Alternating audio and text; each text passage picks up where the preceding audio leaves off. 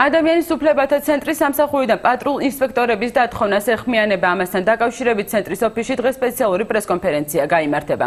ცენტრის აღმასრულებელი დირექტორის ალეკო ცქიტიშვილის განმარტებით საპატრულო პოლიციის თანამშრომლების სამსახურიდან უსაფუძვლოდ ყოველგვარი მოტივაციის გარეშე გაათავისუფლეს.